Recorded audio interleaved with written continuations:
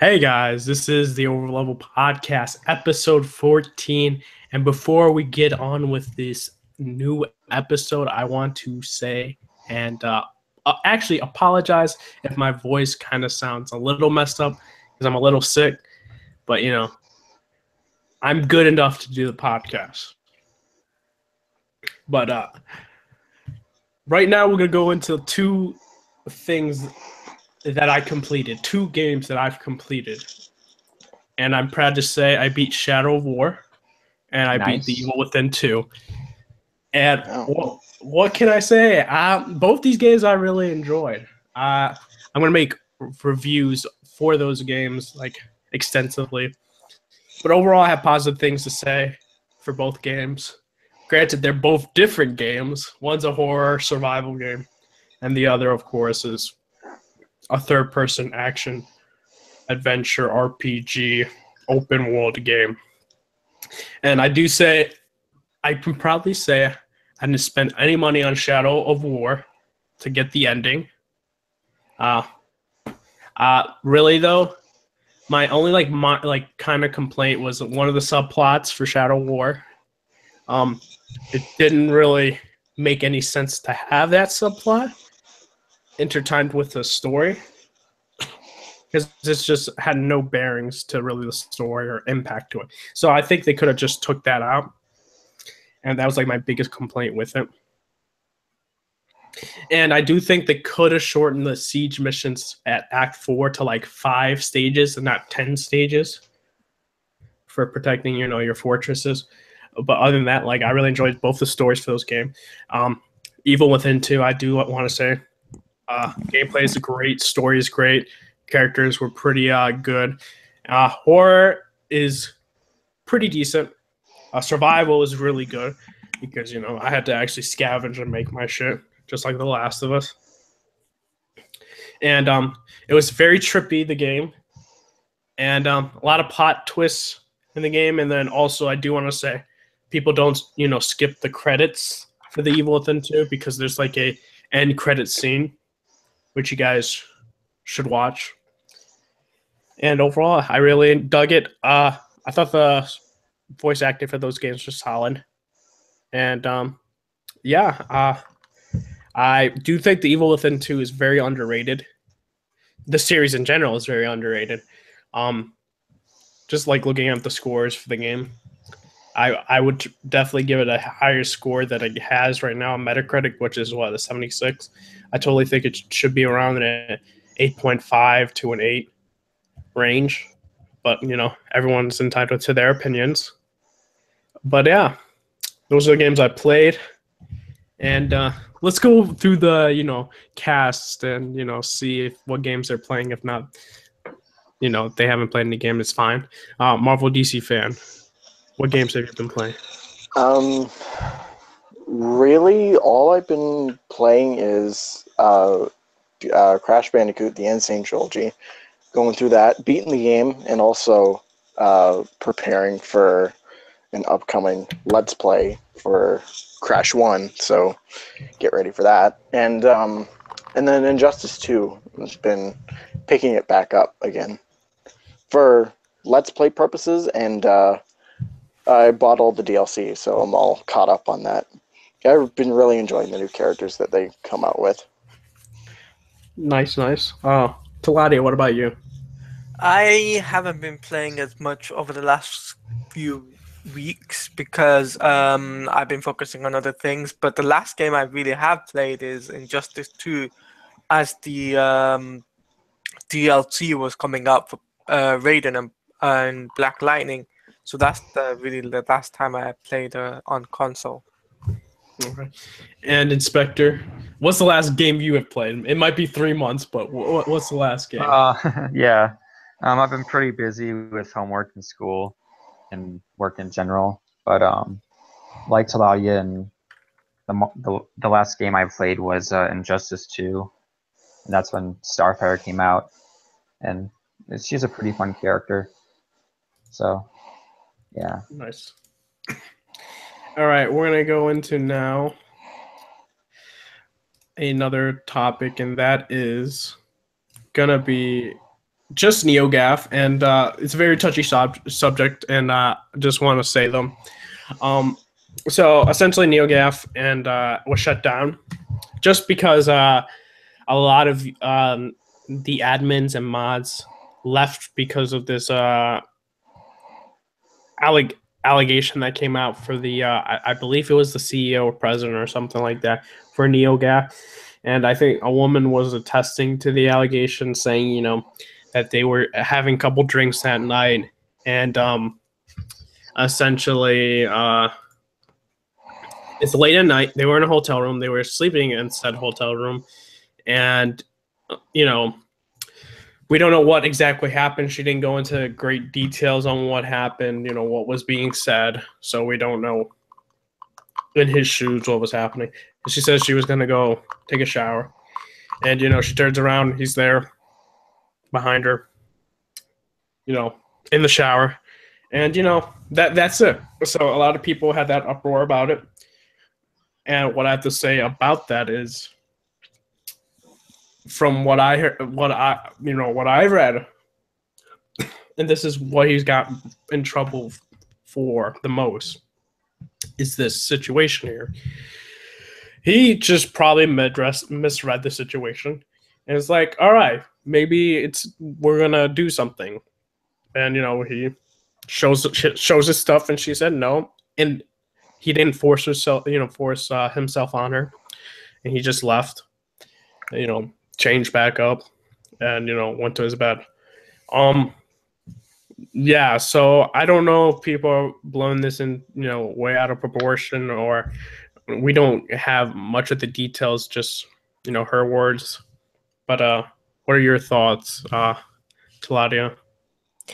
I just think that it was well, obviously she had to say something,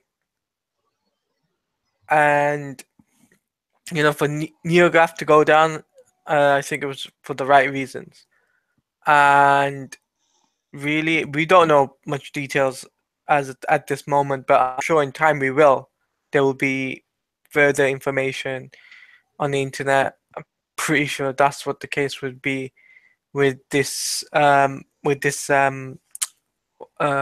say this allegation. But until then, there's not much we can really go on to really say much, can we? Yeah, exactly. Do you think though that people are blowing this out of proportion, or Yeah. that okay? And also, asking another question is, hasn't this happened several times where some guy thinks that it's going to lead him to something great, and this ends up the girl saying no, and the guy's like, oh, well, that's awkward, and goes by his business, and listens to her and says, okay, I guess it's not time for that, and then leaves.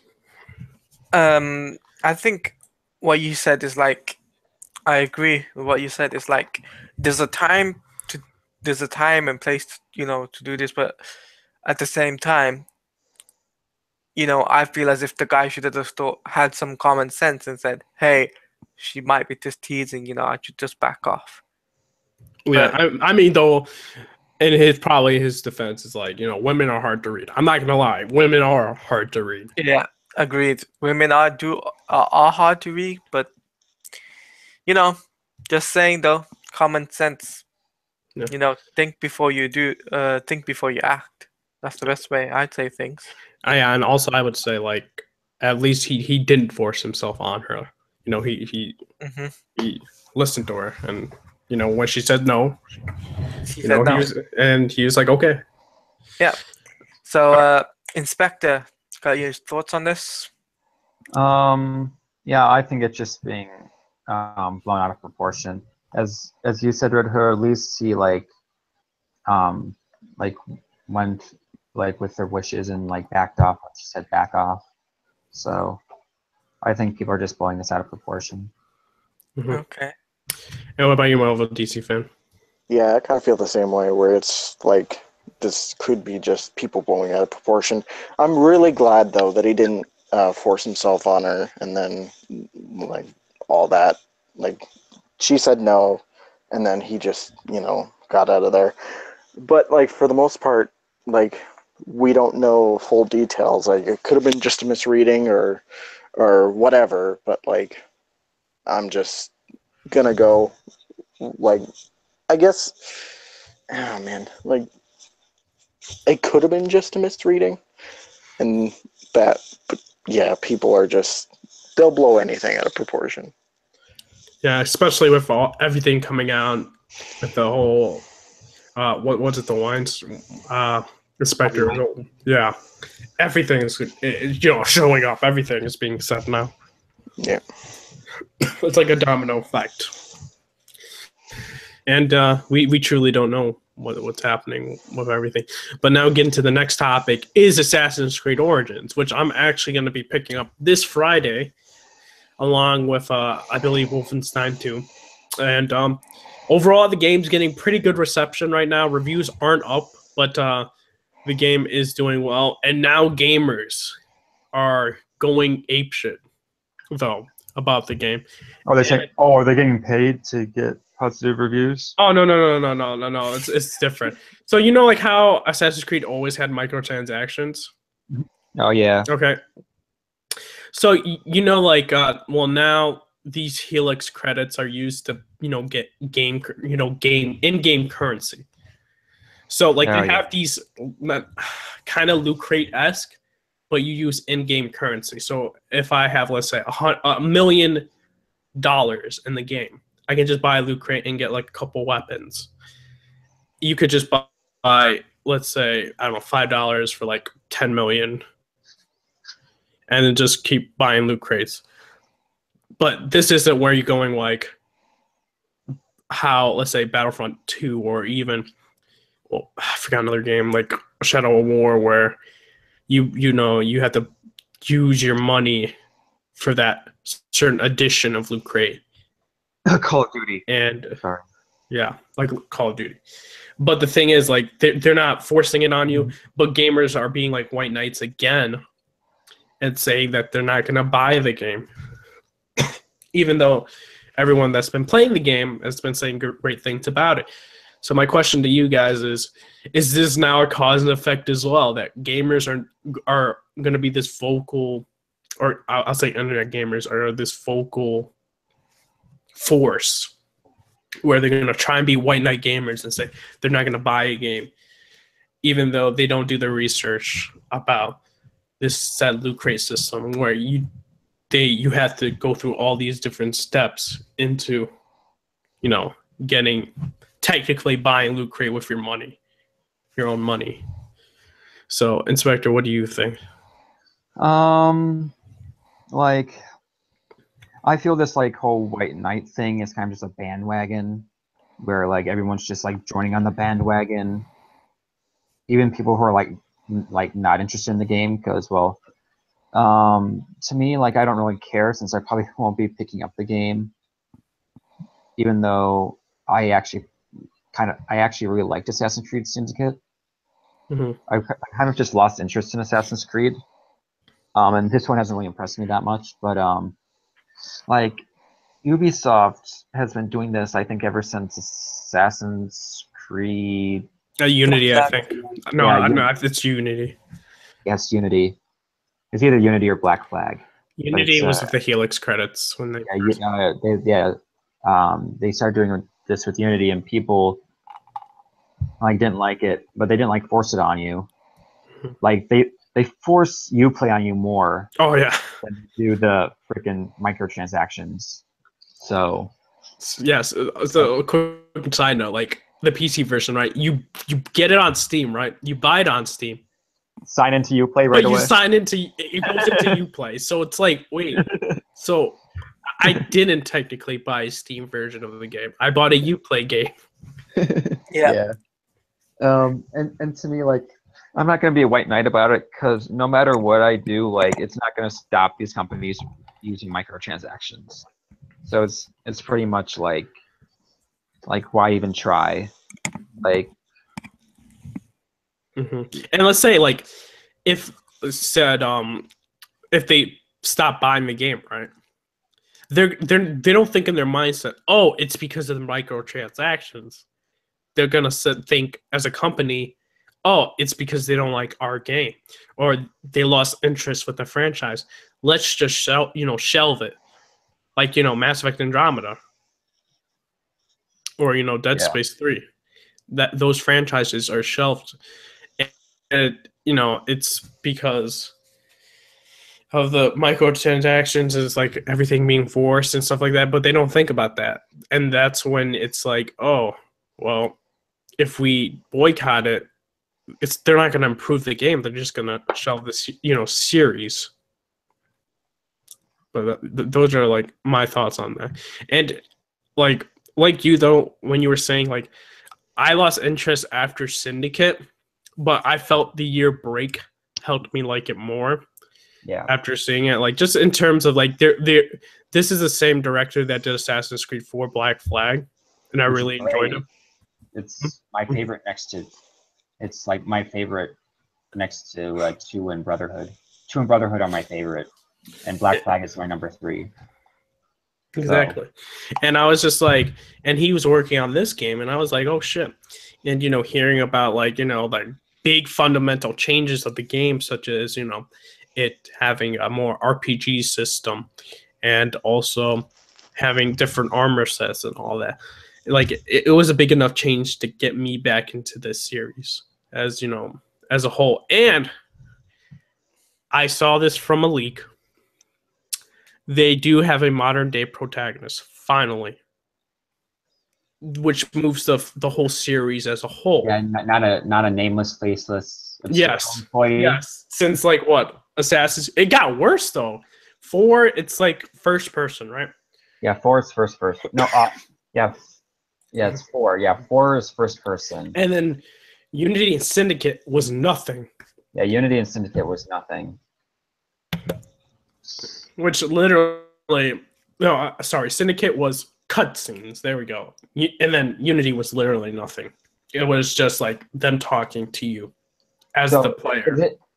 Is it confirmed that like they downloaded like Desmond's memories and all these are still Desmond's memories?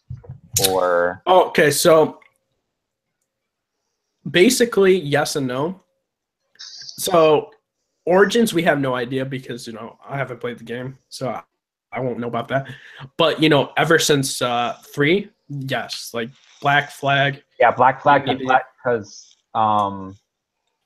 Edward is Haytham Kenway's father, so that's like a timeline. But I don't know about Unity and Syndicate. Yes, Unity and Syndicate. Yes, okay. Yeah, and if you guys actually like dig some collectible stuff, you kind of find out that Desmond has a child, which I thought was very interesting, and I wish they kind of integrated it in the game because not many people would know unless like you unlock these like audio files, and it was pretty cool to hear that. Like he may be like the one to destroy Abstergo, destroy like the last civilization people, because the ending of the franchise would probably be like Juno's death. But yeah, we're gonna go into what Taladia thinks about the outrage for Assassin's Creed with the microtransactions and people being white knights. I feel as if, well, obviously they're gonna say something, and think about it like this: they're doing the same thing with South Park. You have to use Uplay, so a lot of people are hating on that. And but in terms of white knights, I think they are going that was inevitable anyway, because I mean, like you said about the whole old what's it called, Assassin's Creed game, which was it Syndicate you said, isn't it? No, Unity started it. Yeah, so Unity. So since then, I knew straight up that it's going to be the same thing. They're going to just, backlash at it, essentially. But not to that point where they're like, we're going to boycott this. No. They'll just say something. They'll just be like, no, we don't want this. They want something different. Mhm. That's the way I feel. Marvel DC fan, you got? Well, I feel like there are gonna be those like group of people where like white knights where it's just like, no, I'm not gonna do that crap, and then there's gonna be the rest of us, the majority, who's just not gonna care about that kind of stuff and just play the game and do all that. But also, like Inspector said earlier, it's like the company, like, they're not really gonna care about it if, you know, all they really want is money. I mean, at the end of the day, money is what's most important, and it's either going to be a situation where, like, they could just be like, all right, people don't care anymore, so we're not going to do that franchise, or they'll just keep going forward with it. So, I mean, Okay. yeah. Okay. So next topic. Xbox finally said they're going to stop making Kinect. So production's done. No more Kinect. Wait, they were still making Kinect? Yeah, they were still selling it. I mean, I'm an Xbox user, so I can literally say straight up now they were still selling it till So can we all say collectively that the Kinect was a fail? Yeah. Yes. a big Yeah. fact, Big fail. big fail times 10. Mm-hmm. Yeah. Do we know why people didn't want the accessory for Xbox? Yeah. Or Yeah, I can tell you why. Because I'm an Xbox user, and it's because it came in a package, and finding the space, and the Kinect is big, and if people have like a small space where you're supposed to put it, and used to respond to everything you used to say, and you don't want that type of thing.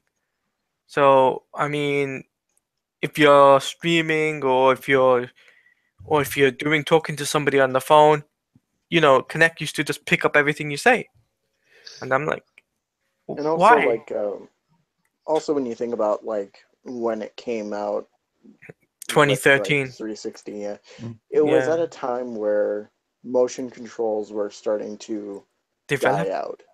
Yeah. Oh, yeah. and because the Wii was I- capitalizing on it. Yeah, the Wii No, was like, I thought it was like it was coming in at the peak because it had like before that it was the PlayStation Move Yeah. and it was yeah, the Kinect. Move, and then Then it was the Kinect. Then it was the Nintendo Wii. Yeah. No, the Wii came out. Wii way came before. out first. The Wii came out first, and then the other companies want to capitalize on the.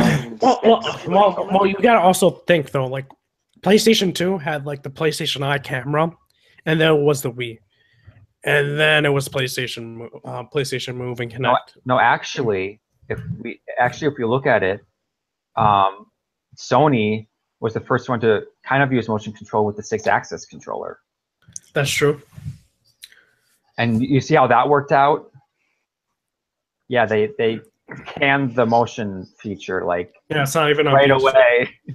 that's Yeah, they replaced it with the touchpad, which they don't really use anymore anyway. Yeah. It's only used for like maps and stuff like that for games. Yeah. Okay. It's replaced the select button. Yeah, and Weird. the thing is with the Kinect, it's just it wasn't worth it for me, man. I'll be honest with you, it wasn't even worth me getting.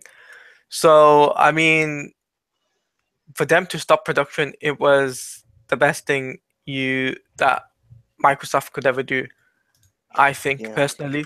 And then they can focus on the Xbox One X, which is coming out later on this year, and towards the end of November.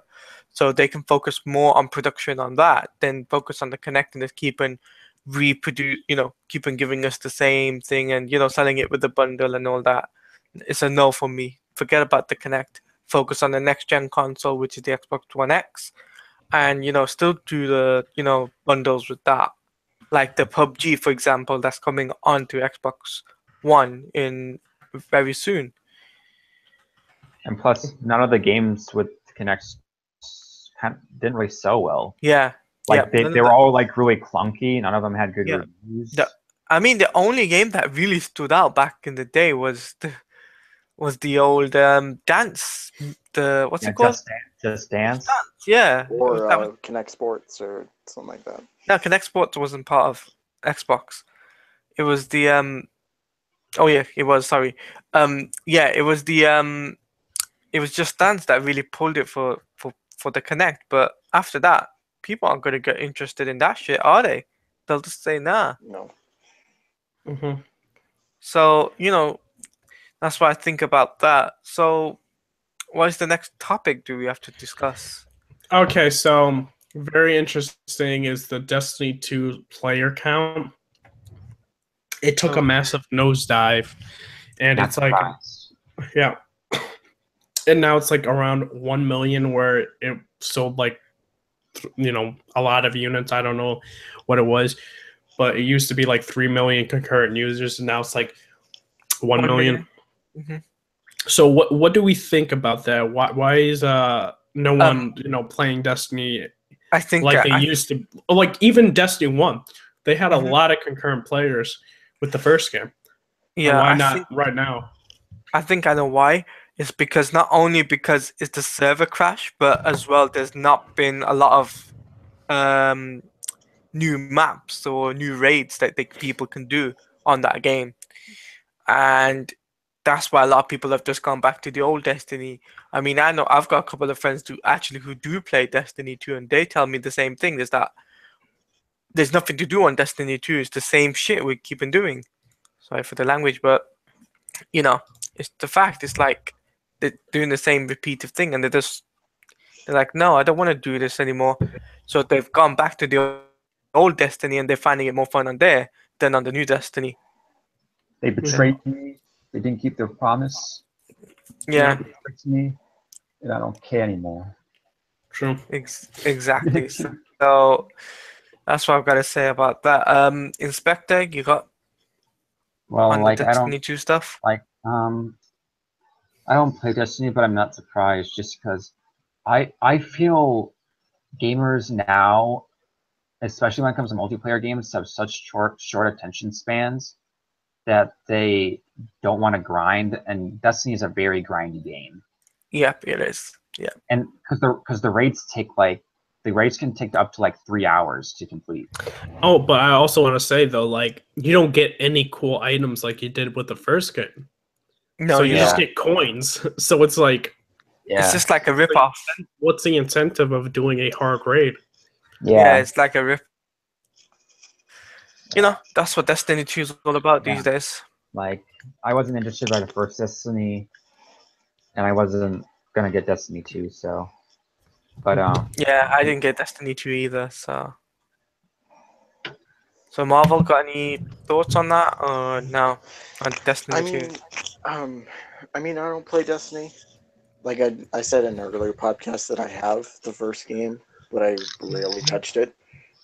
And Yeah. I think I kind of agree with Inspector where when it comes to a genre like fighting games or shooters, it's kind of hard to keep it alive for like a long period of time. And because like you said, like the gamers have short attention spans. Like they'll play a game and then when something new comes out, they'll all hop on that and then just kind of forget about the last thing that they played. So, Okay. yeah. So that's what we pretty much got to think about Destiny 2. Um, Anything else you want? Yeah, one little interesting news until after this news, we're going to talk about Paris Games Week. This is with Rockstar. They didn't think GTA 5 single player DLC was possible or necessary. Mm-hmm. So with the quote, with GTA 5, the single player game was absolutely massive and very, very complete. It was 3 games in one. The next-gen versions took a year of everyone's time to get right.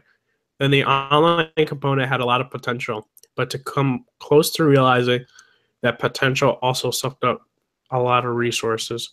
And then there are other games, in particular, Red Dead Redemption 2. Now, What I got from this was we made a lot of money off of our online aspect of the game with shark cards. Yeah. So we didn't really need to make a single player DLC. And I disagree with 3 games in 1 because it was still 1 game. Yeah. Just because I had 3 storylines doesn't mean it was 3 games in 1. Exactly. It's just, character arcs, just like in comic book movies and stuff like that. You can't just say, oh, it's 8 movies in 1. No, it's not true. So what Rockstar is initially saying, it's no, we're not going to do it for single player, but for multiplayer we can expand on, and because they didn't feel as if if they did it on single player, that people wouldn't be interested at that. Oh, I would disagree. Ooh, I cut you off right there. No, they would still make a lot of money. I think it's just they were getting lazy. Yeah, but the difference is that like with a single player thing, it's just one single down payment. It's one like $30 payments. Where for shark cards, you can get as many shark cards as you want. Exactly. Yeah. No, I know why they did it, but don't give a bullshit answer like this. I know. I'm defending your side, Red Hood. Okay. Yeah. Yeah, that's what I'm saying. It's like that is kind of lazy because just because your game has 3 storylines doesn't mean it's 3 games in 1. So like, what's stopping you from expanding their stories? So like Trevor's ending was the one where he like killed Michael, right? Yeah. Yes. So like, what happened to Trevor after that? Like, you could expand on that. Like, what happened to or gave a definitive ending. Yeah, or gave a definitive ending. But like with the multiplayer, like they just keep adding new vehicles and adding new like missions. Yep. So and the kids' parents just were like, Mom, I need some shark cards. The parents are like, okay. But here's the thing about shark cards though. They're like, it sells. That's the thing. With shark cards it sells, but if they did it as an extension pack on story mode, I see a few people buying it, but not many. Mom, give me your credit card. No, I would kind of disagree because look at all the past expansions, like the Ballad of Tony for GTA 4. A whole bunch of people bought it, and they went off to... Hold on. But that was a separate thing, though. Like, they did a separate thing after that. But it was still an expansion, though. It was still an expansion. Like, Battle of Gay Tony and Lost and Damned are both expansions. Mm-hmm. Same thing with, Undead Nightmare. Okay. Exactly. Actually, Undead Nightmare, I don't think was it was an extension, but like it was an extension to it. It was kind of like just an alternate thing because you were still playing John Marston. Yeah. So, okay. Alternate reality type shit. So. Yeah, alternate reality, yeah. Okay. What about you, Marv, a DC fan? I really got nothing on it, so I'm not gonna say anything. Okay. Oh. I quickly forgot. God of War director was also defending single-player games and why they're needed in the industry. Yes, everyone should defend that. Yeah, I'm gonna get the quote real quick, but of course his name's Corey. I hope I don't, Okay, Barlog. What he said was, I'm pulling up now. I love linear single-player games. Saddens me when the world is a bad thing. You can have agency in a linear story game. And what I totally agree with 100% of what he has to say.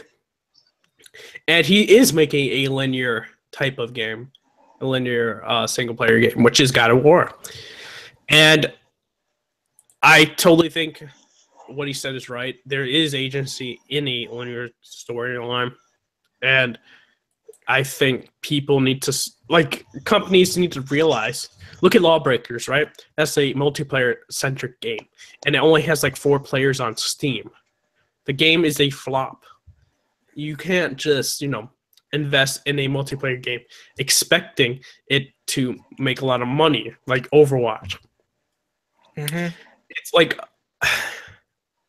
like a 50-50, or even a 60-40 if it's a brand new game, of course. But like with established franchises, it's basically given. The game's gonna sell well. But what do you guys think about his tweet, Inspector? Like you, like I totally agree with them. I totally agree with you. Like I don't get why linear is like a criticism of the game. Like to me, like linear games are some of the best games like out there, like the Uncharted series. The Uncharted series is linear. Yeah, there's like open vistas, like and open environments, but it's a linear game. You basically get from like point A to point B. Like you can like take different paths, but you still end up at the same point. And like I just feel like that since multiplayer games are so popular, everybody's going. It's kind of becoming a fad now because everything has to have multiplayer to sell, which is kind of stupid. Because like if you're a multiplayer, if you're a single player game, like I don't think this is a good example, but like let's say Uncharted, because I know the Uncharted multiplayer is kind of popular, but like Uncharted doesn't need multiplayer. Uncharted can like you can just sell Uncharted on the story. Like you don't need to put multiplayer in Uncharted. No, there's a better example than that actually, and that would be Batman Arkham Origins, really. Yeah, like yeah, but like Batman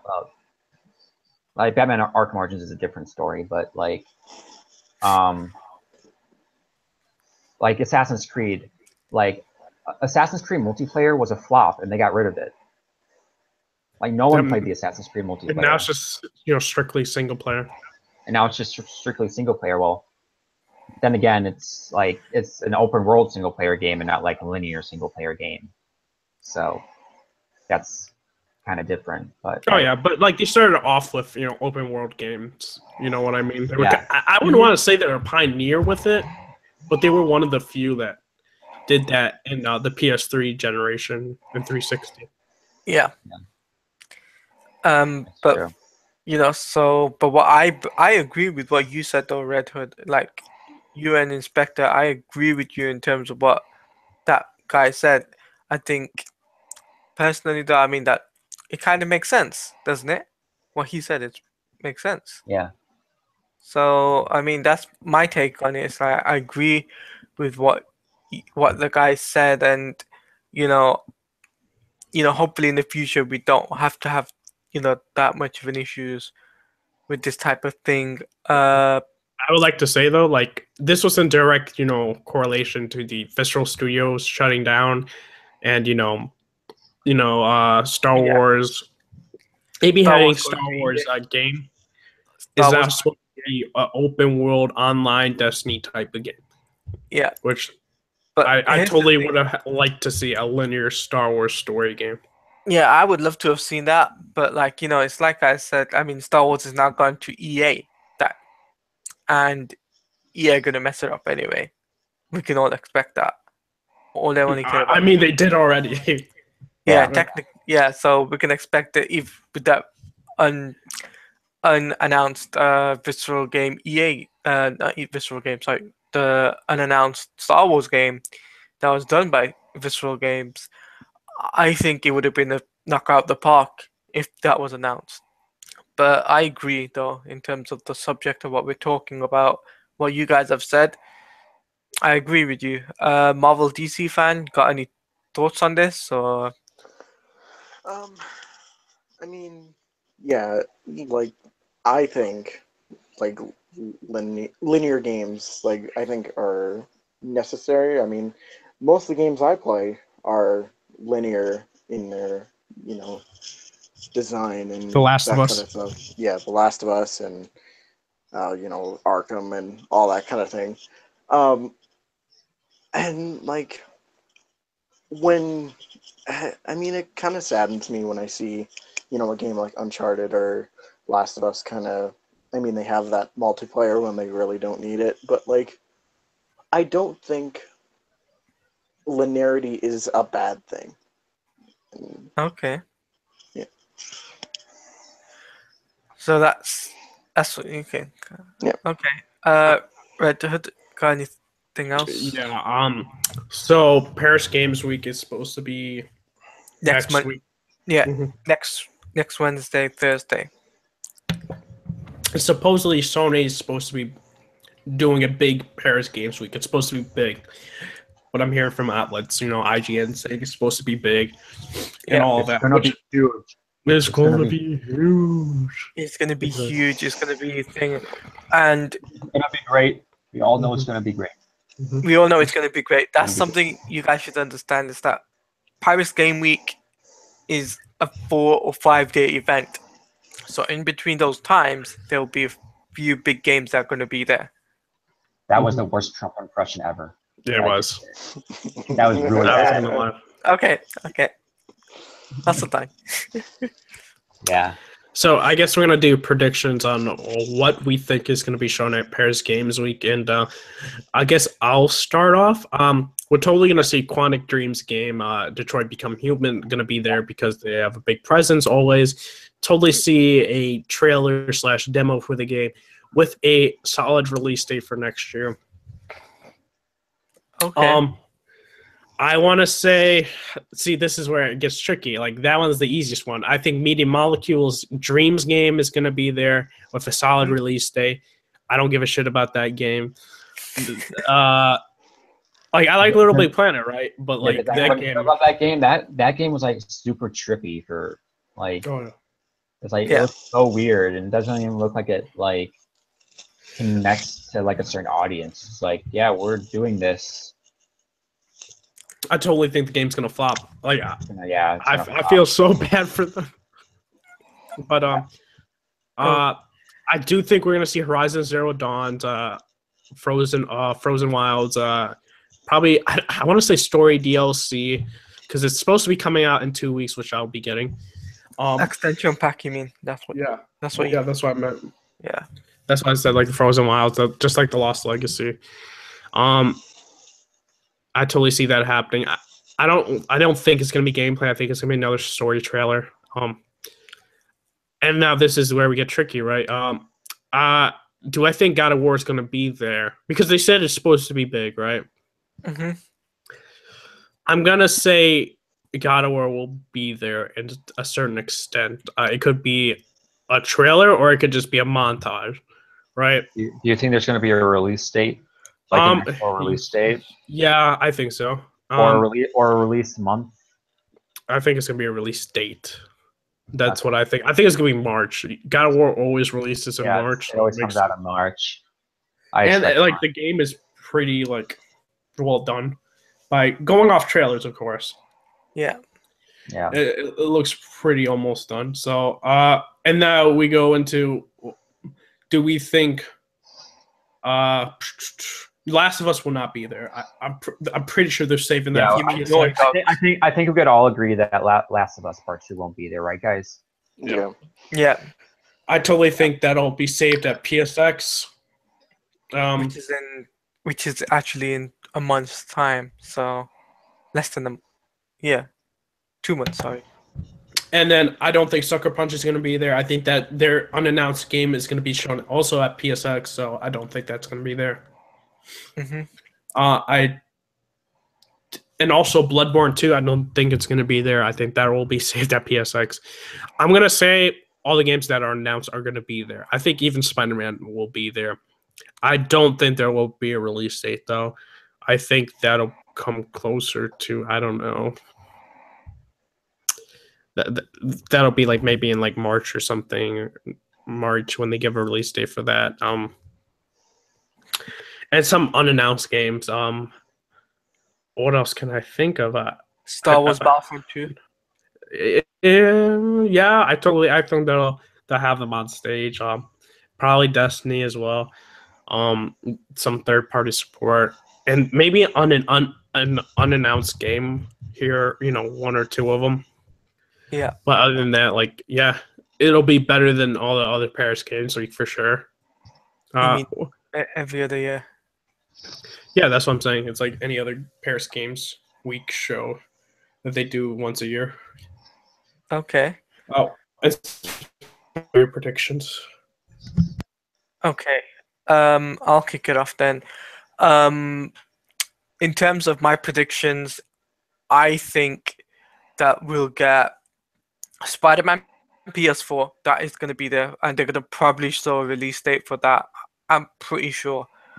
Star Wars Battlefront 2, they're going to show some big stuff to do with some heroes and villains and something to do with, some of the gameplay and, just to amp it up a little bit more because that comes out November 17th. I could also see God of War being there. Even possibly Naughty Dog with some game as well, and what's that? The Android game as well. I can see that being there. And in terms of unannounced games, though, that is very tricky for me because at the I talked about this with the guys. It's like Rocksteady is a big game, big company. I'm not too sure if they're going to be there. If they are, then it's bonus, but it's 50-50 with me. If they're not going to be there, then it'd be PSX, not PSX, sorry, VGAs. They could possibly show something, a CGI trailer, 30 seconds to a minute. I can also see other developers, indie developers as well, that actually linked to Sony. I can actually see that happening as well. But that's my predictions for Paris Game Week. All right, what about you, Marvel DC fan? The only games I'm really pulling for are, even if they have like barely any appearance, is God of War and Spider-Man. Like, I hope, even like if it's just a release date or like just a small teaser or something like that. It doesn't even have to be huge or anything. If it's just something small, I'm gonna be happy with it.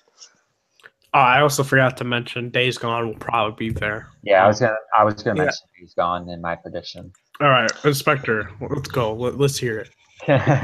So, definitely God of War. I think we're gonna get a release date, and as you said, Red Hood, I think it's gonna be March, like mid-March, somewhere in the teens or 20s, in March. I think they're going to announce a release month for Spider-Man, and not a release date. Okay. Days Gone. They're gonna show more Days Gone. I think I think they might show like a sizzle reel or like a little, not like a full trailer, but like a really short one. Detroit Become Human. They're definitely gonna show that. I don't think they're gonna show Dreams or whatever that game is. I think people forgot about that game. So I don't think they're gonna show it. Other than that, like, I don't think there's gonna be. They're probably gonna show off like Hellboy or someone, like a trailer for Hellboy or something like that. For Injustice. Yeah. Okay. Maybe, I don't know. That one's up in the air. Yeah, that is up in the air at the moment. Yeah, because there's that PC thing which we'll talk about in a bit. Mm-hmm. Any last minute predictions, guys? You guys good with those? Nope, I've already given my predictions and might be wrong, All right. So yeah, what Talati was saying was Injustice 2 PC release, right? Yeah. All right. I don't want to be a downer. I totally think that this game is not going to do well on PC. Just for reasons why. Just like in terms of PC community and stuff like that, they kind of get pissed off a bit when a game isn't released on the same day as a console version. Unless it's like a GTA game, then they're like, all right, we forgive you, Rockstar. But this is kind of a WB thing. WB would normally do that. That's the thing, because this happened with every NetherRealm game. This has happened with every Batman Arkham game. It's a problem because, like, they They amp- outsource their games to a different company to do the port, and that's why all the ports always seem to suck. Yeah. So Yeah, I mean they've done it with Mortal Kombat. They've done it with Injustice 1. they did it with Arkham Arkham Knight. Knight, which was a total Yeah. disaster on PC. The only good WB game that's on PC is Shadow of Mordor and Shadow of War. Of course, you would say that. I mean, it's just true. It wasn't outsourced. And also Witcher, which is made for PC. So Yeah. That was actually like legit made for PC, and then ported to consoles. and the console ports weren't really that good. It's the same thing with Skyrim, where Skyrim was made for the PC. Well, all Bethesda games are made for the PC, but all Bethesda games have terrible optimization. It's so bad. They have all the Bethesda games have terrible optimization.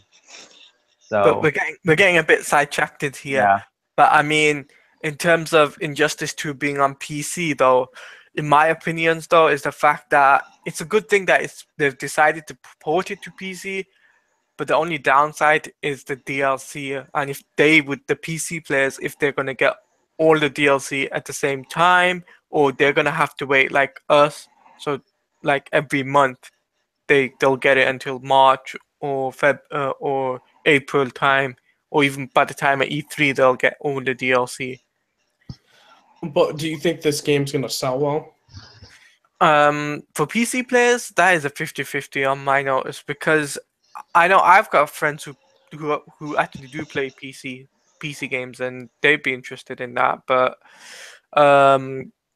honestly, though, it's 50-50, depending on how good the game looks on PC, because we haven't seen any footage of in-game on PC.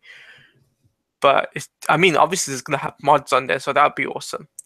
I think it depends on the port itself. Like if it's gonna be, it all depends on the port and and if it can run. disaster like Arkham Knight or MKX and like all the others. Well, you gotta also figure like even Injustice, like the original, didn't sell well on Steam. Yeah, that's the thing, you see. That's why I'm thinking it's 50-50, it's a hit or miss. But at the same time, you got to think about the DLC to come with it, because we'll be already over halfway through that DLC packs. I think it's like for like if PC port comes out like next month or something like that, then what I'm thinking is that they'll just have Fighter Pack 1 and 2 ready, and then when the last 3 characters come out, I think like it'll come out on the same day like everybody else gets it. I don't think they'll just make them wait. Think.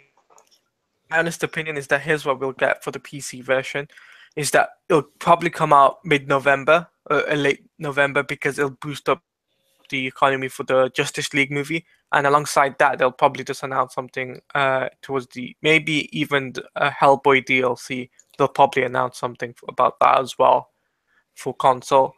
But for the PC players DLC, I'm not sure. They'll probably wait a week or 2 until they get the actual DLC for Fighter Pack 1 and 2. And then you never know. And then at the end of the year, they possibly would get the 3rd pack. Mm-hmm. That's what I think. Inspector, got any thoughts? to be honest, I think WB, in terms of their big franchises, I know this is gonna probably rustle some feathers, but like, I think they should just stick to console. Like, your previous your previous ports to PC have been disasters. So I think it's best if they stick to console. If they just stick to consoles altogether. Whoa. Give me a second. If it's DC games, I'm fine. If you're also talking about like Shadow of Mordor and Shadow of War, then we got some problems here. Yeah, not those games, because those games are like good PC. But I'm talking about like as you said, like the superhero games, like Injustice, like the fighting games, Injustice, like Mortal Kombat, Arkham. Like, because those games are made are made with consoles in mind. Yeah, especially Arkham Knight, which was pretty much made for PS4 and Xbox One. I know, but it Yeah, was forgetting that. they made it. I know, but I'm saying like when they were making it, they were making it for the PS4 in mind. Yeah. Yeah, The like Xbox when you think about like, the when Xbox when One you was think actually about a port every of the PS4 demo, version. yeah, every showing, like when you think about it, they're all shown on PS4. Yeah, and this is what got me thinking, the DC games initially they're they're good on console, but when it comes to PC, they're absolute, Yeah, trash. crap. Yeah, they're trash. It's just that they need to Yeah. fix that. Yeah, because as I said earlier, they outsource the development to a different studio, and Yeah, that's why it's all whack. yeah, So I agree. So that's what you gotta say. Marvel, you've already had your opinion, or you haven't yet.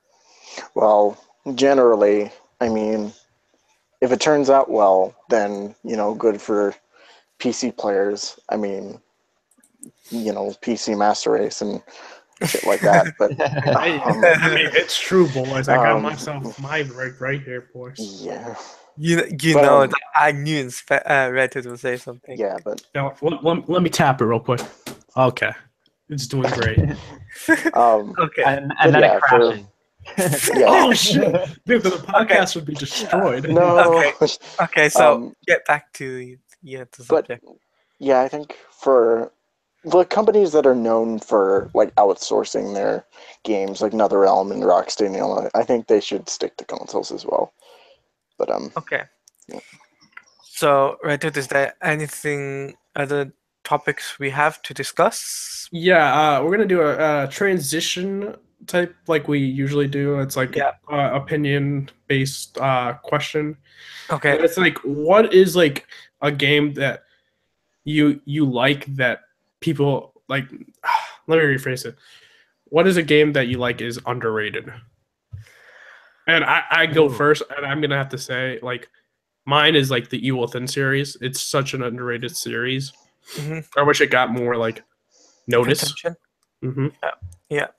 And because it's really good. It's just well made, well put together, great story, great twists, and a lot of people should play it. And that's one of my favorite games that are underrated in terms of that. And what about you, Marvel DC fan?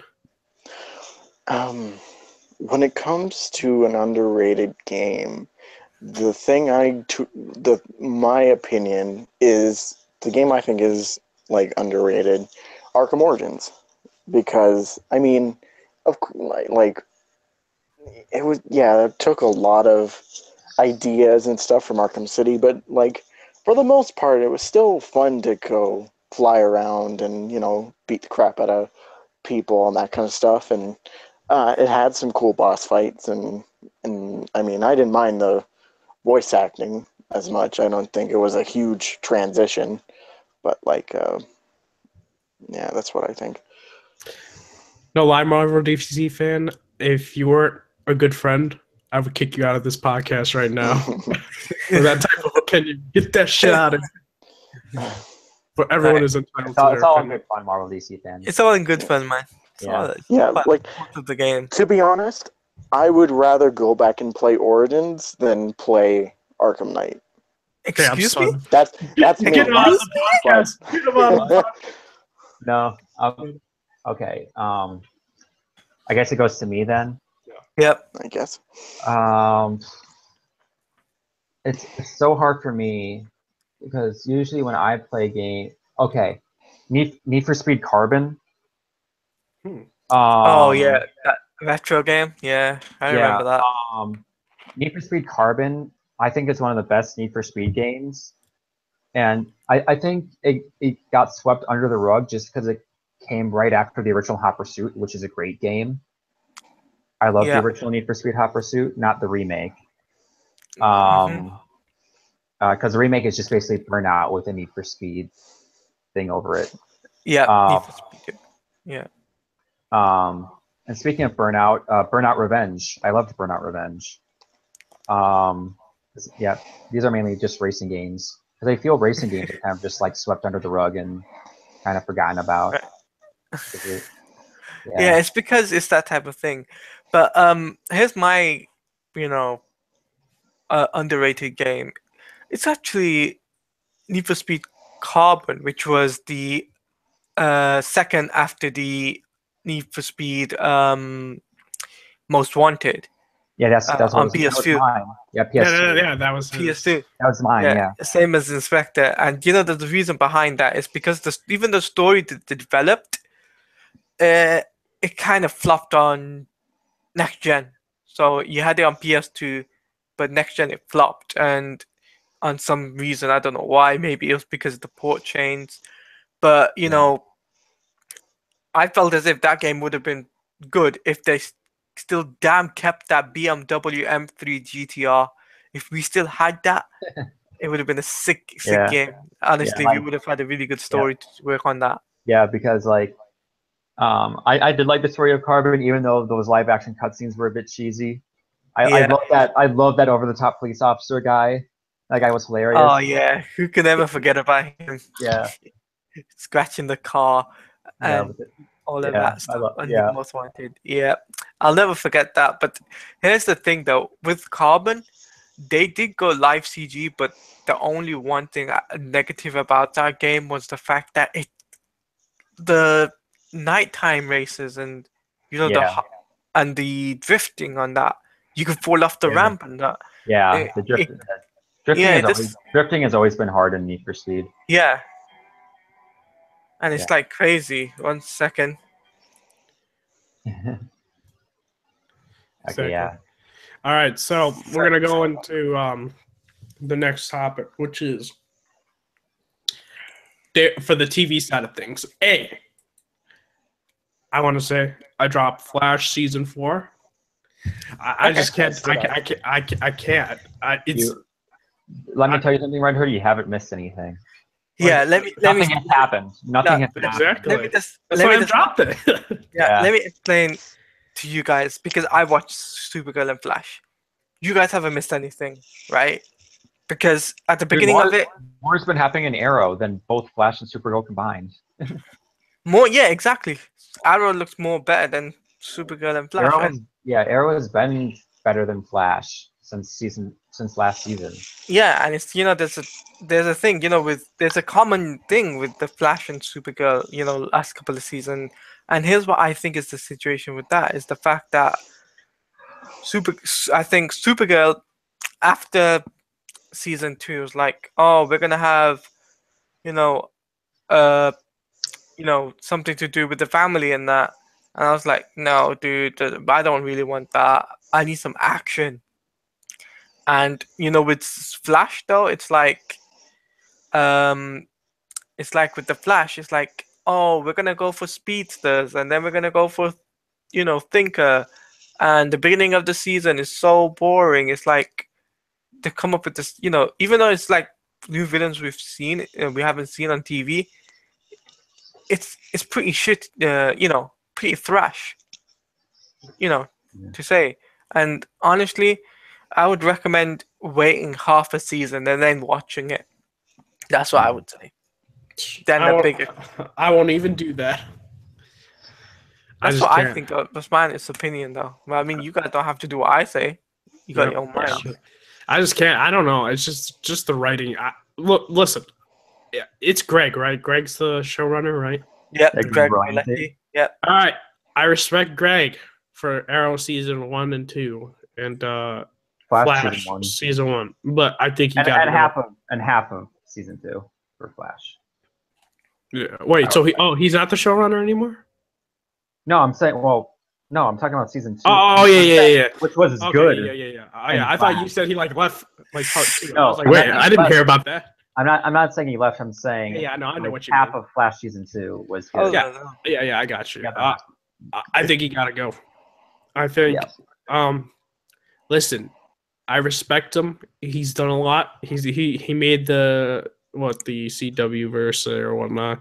Arrowverse. I got the perfect replacement for you, Red Hood. What? We gotta get Scott. We gotta get Scott Buck in here. Oh yeah, boy. Dude, imagine he just shows up. Listen, boys.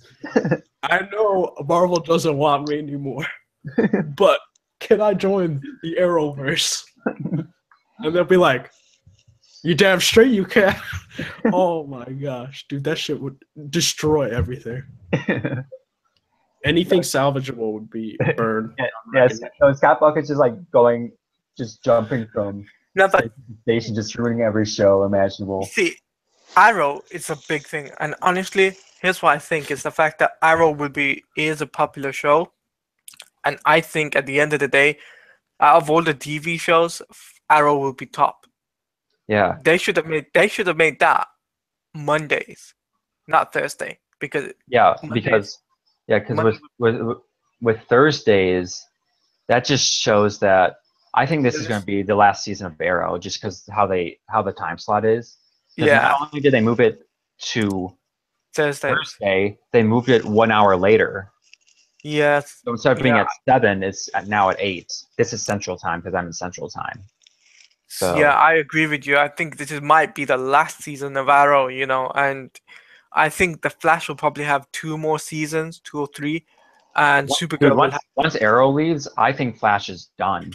I think once Arrow ends, all the CW shows are going to end, maybe except for Black Lightning, since that's not connected to the universe. Yeah. Here's the funny thing, though. Have you guys watched? Oh yeah, you guys haven't watched this week's episodes, have you? I've watched for Flash. Mm-hmm. It was in the background. I didn't really watch it, because nothing really happened. That's when I dropped that shit. Okay, so let me just explain that. Spoiler alert for you guys who haven't watched it.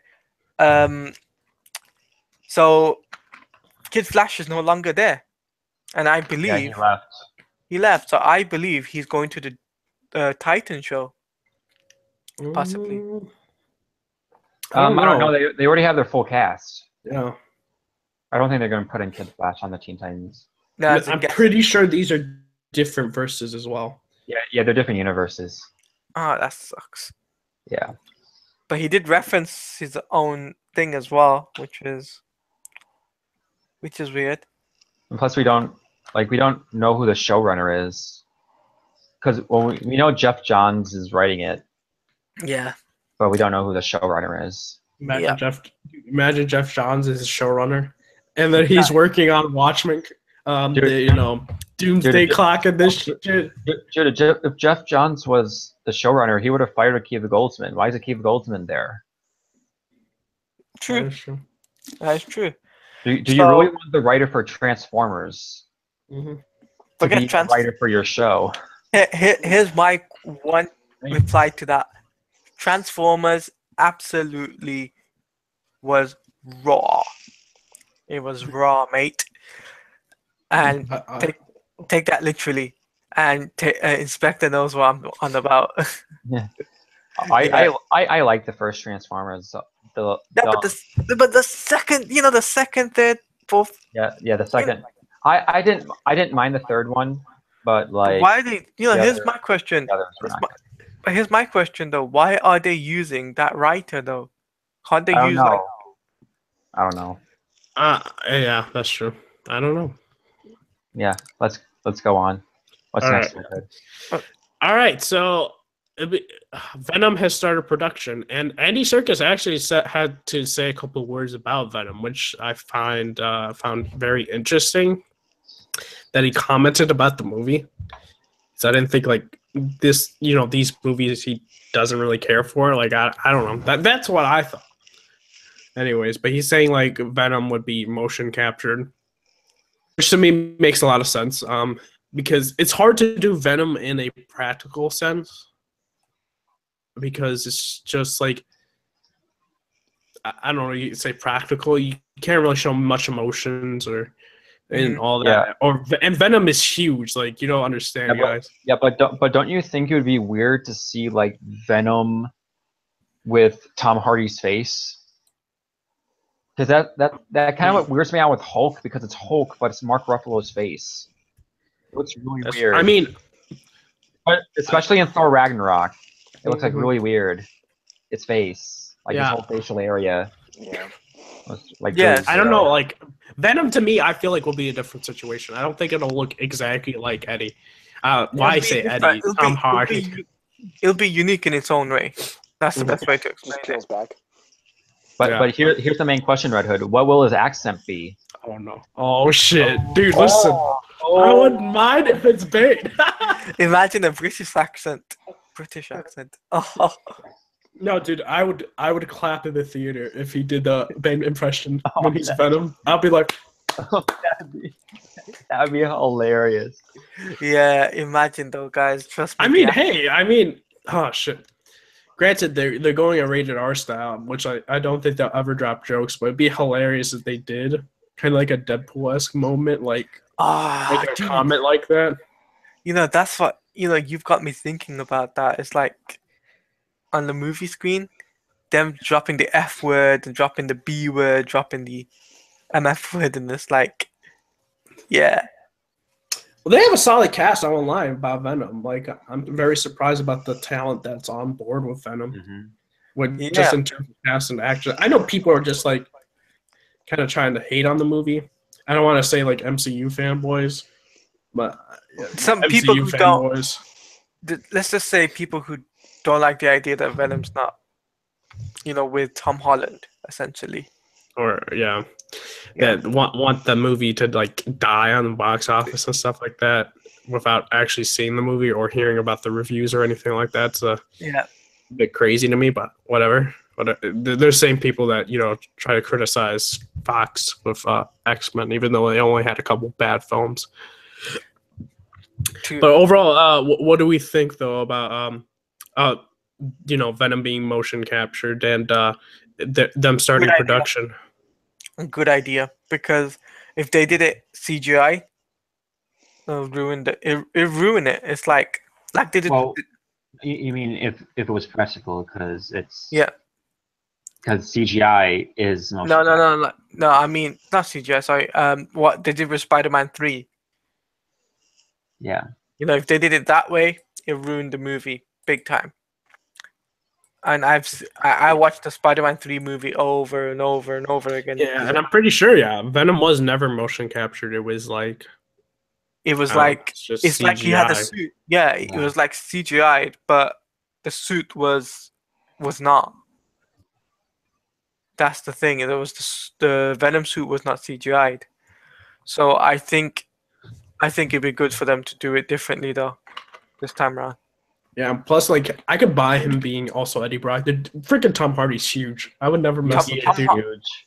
He'll be like, "Oi, what's huge, up, mate?" He's huge, but he's only like 5'6". I know. Just like in terms of muscle mass, I would never mess with him that. Yeah. He'll be like, "Oi, what's up, mate?" In a British accent on set, and I can see that happening. Yeah. And here's the thing though. Even though Tom Hardy is big bulky and all that, imagine the CGI suit that he's gonna have, like what they did with General Zod and Michael Shannon in Man of Steel. Michael Shannon's suit was. No, I thought it was practical, right? I thought it was practical. No, CGI. CGI. Are you serious? Yeah. I thought the armor was. Yeah, the armor was CGI'd. I thought like the underneath armor. No. The armor was CGI. Yeah, that's practical, and I think there's actually like a real armored suit that he wears a couple times. Yeah, I no, because I've seen a clip of it on YouTube. The behind the scene footage, and they show that he was wearing pajamas.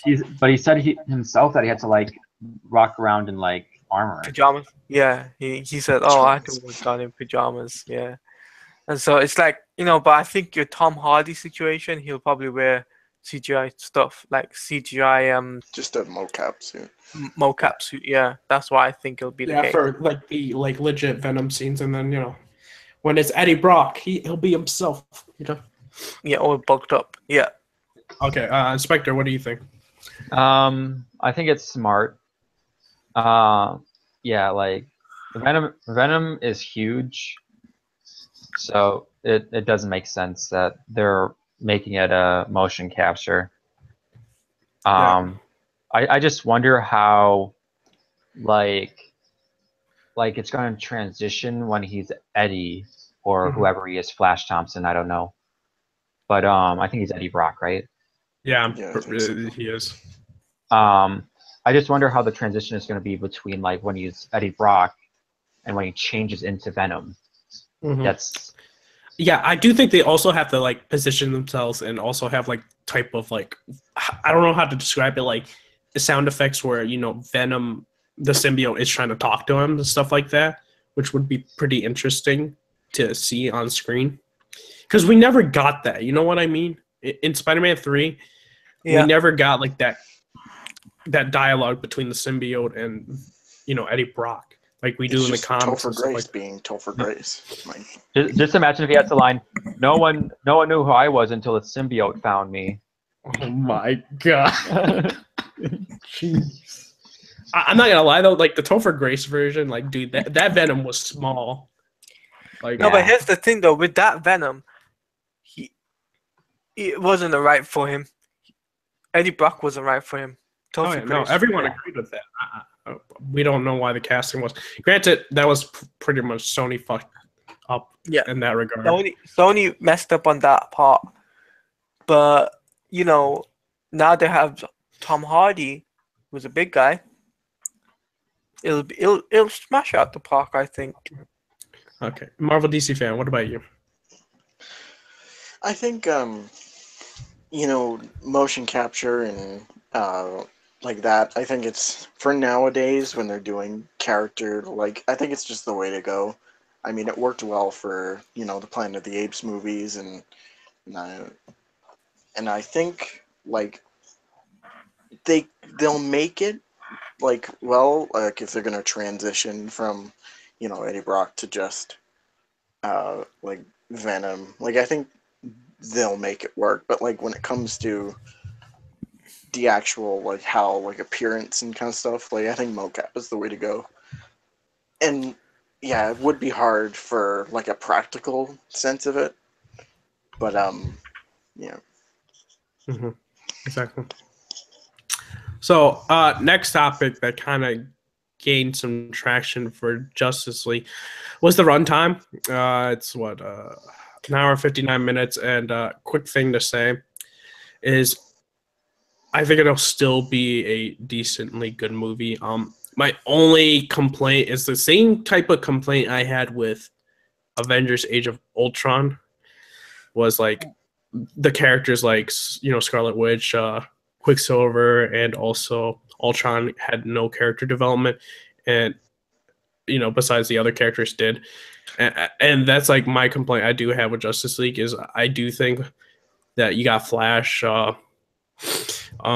else? Cyborg, and also Aquaman, and then you also have like Mira, and also I forgot if we another character. Mira's only going to be like a small part. Oh yeah. I understand that, but my thing is though, like I feel like we'll get that type of scenario with maybe one or two of those characters. No, I know, but I like we're gonna get like all the Aquaman stuff on Aquaman when Aquaman comes out.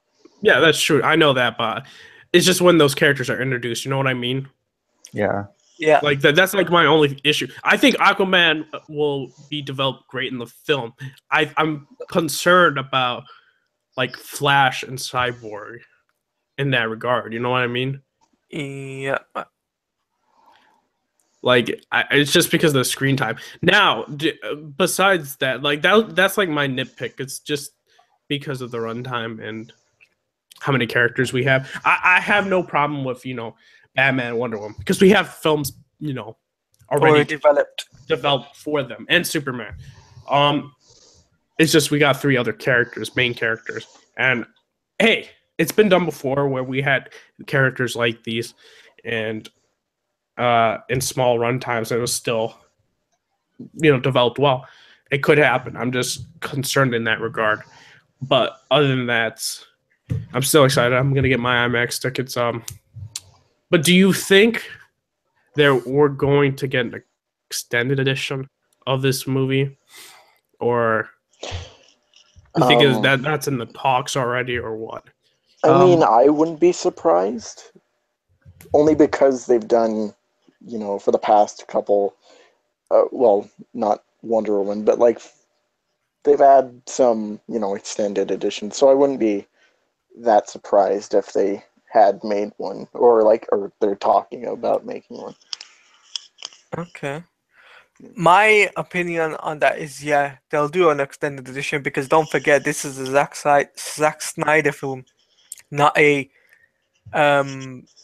what's it called? What's his name? Joss Whedon. Yeah, it's not a Joss Whedon film.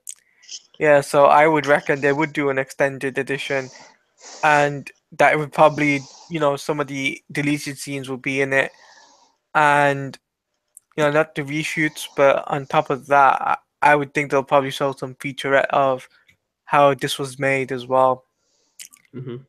I do think that, and I think it'll be about £13, which would be about $10 in the US. For me, I don't know if they're gonna make an extended edition because I feel that's kind of a main that's kind of what's kind of made DC a punching bag is like, oh yeah, I'll just wait for the extended edition to come out on DVD to see the whole movie. So I think they're kind of straying away from extended editions from the time being.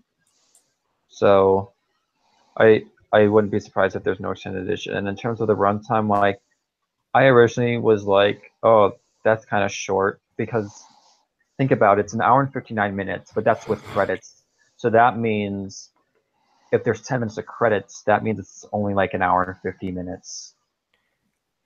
Zack Snyder films have never been that short. I don't recall. It's like because Zack Snyder films are usually around at the least 2 hours and 15 minutes. Yeah.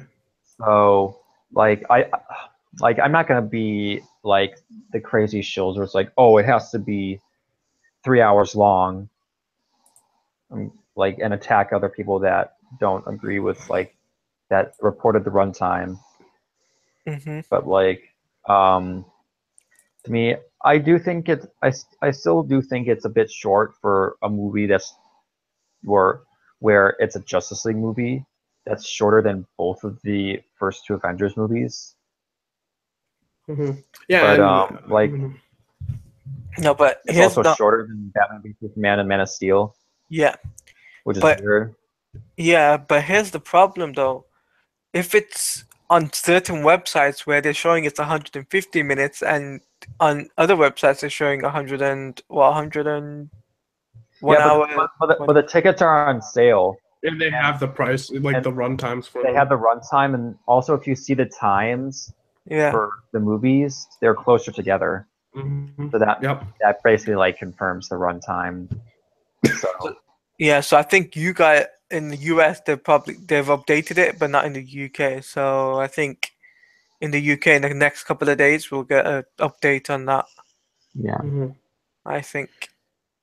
Oh, I also forgot to say when I was kind of talking about my minor complaint, I had a little itchy feeling that we're kind of gonna get the short end of the stick for Steppenwolf character. I feel like we're gonna have him to the point kind of like Ultron in a way, where we don't get much development for his character. And it's just there. He's not gonna crack a joke every 2 minutes. Oh yeah, that's true. Like Ultron. Mm-hmm. That's the difference between them. But you know what I mean? I just have that feeling that it's just they're not. He's not. I feel what it's gonna do because the first 15 minutes of the movie is gonna be like that history lesson, you think of Wonder Woman type of history lesson or no? You know that big scene we see in all the trailers where it's the Amazons and the Atlanteans facing. Yeah. That's gonna be I think the first 15 minutes of the movie. Mm-hmm. We're gonna get the entire backstory of Apocalypse. Mm-hmm. And Steppenwolf and Darkseid. Interesting. Yeah. Do we think me and Talati were talking, and we were thinking I said there wasn't going to be a mid-credit scene or end credit scene, but Talati was thinking that there is. Do you guys think there's going to be any type of credit scene or no? I don't think so, just because the way that these I get what you're going at, Taladia, because of Joss Whedon type thing, and Joss Whedon likes his after credit scenes. But the thing is, you have to think about the new direction DC and WB are going in, where they're making, even though the universe is still connected, each movie is going to be standalone. So, like, they're gonna make it more like condensed, I guess. Now, So I don't think they're going to have mid-credit scenes, because the thing with mid-credit scenes is that you're building up to another big event. That's the main problem with the Marvel after credit scenes, is where, like, say in a movie like Ant-Man, where, like, to me Ant-Man was fine. It was really generic. It was basically like Iron Man again. But the thing is, with the after credits scene, it's set up for Civil War. So that's the problem with the Marvel after credit scenes, is that some movies rely too much on the after credit scene to set up the next movie.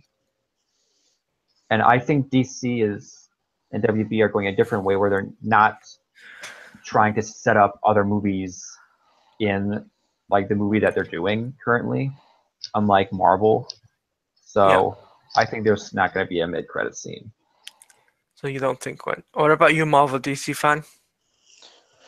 Yeah, I'd have to say that, yeah, I'm not really expecting an end credit scene, just because DC is doing things a little bit differently. So Okay. that's really all I have to say about that. Okay, but for me though, it's that fact that I feel as if they might do it is because he could set up the next Justice League movie, which would feature, hint at Darkseid. I know, but the next Justice League movie is, like, I don't know, like 3 or 3 4 years? years down the line. I don't think they would. That's the thing. As I said, they're not You mean gonna Flashpoint? Yeah, Flashpoint. They're not gonna do like an Infinity War thing where, like, it gets built up. Like, Okay. they're not gonna do that thing where it's like a huge build up to an Yeah. event, because that's what they did with Justice League. And whether you've liked the DC movies or not, like, that method hasn't worked for them. Yeah, it's just that you know where I was getting, where my mind was getting, is because when Joss Whedon got on board and he was like, okay, I'll do some reshoots, and possibly he could just do a little bit of adding 1 or 2 scenes on his own part. I think it was just strictly Zack Snyder's, though, right? Yeah, but like, with the whole Joss Whedon thing, is that he did rewrite, I think, like 30% of the script, but like 30 something percent of the script. Like, he's getting a writing credit, but he's not getting a director's credit, because I think that the WGA are more lenient than the DGA when it comes to, like, crediting the people who wrote the film. So, because with the DGA, you have to direct 50% of the movie to be considered a director for the film.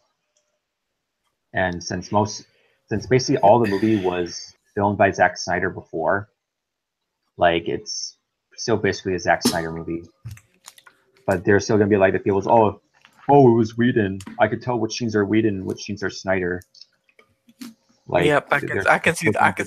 People.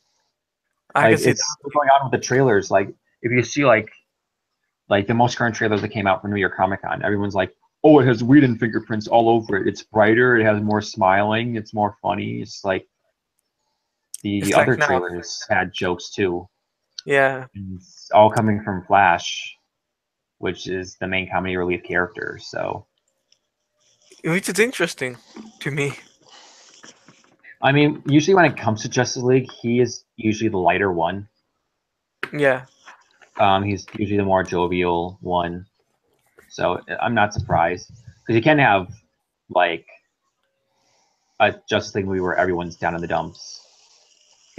Then you get, like, all the BVS arguments where it's like, oh, it was so bleak, no one was smiling, there was no humor in it.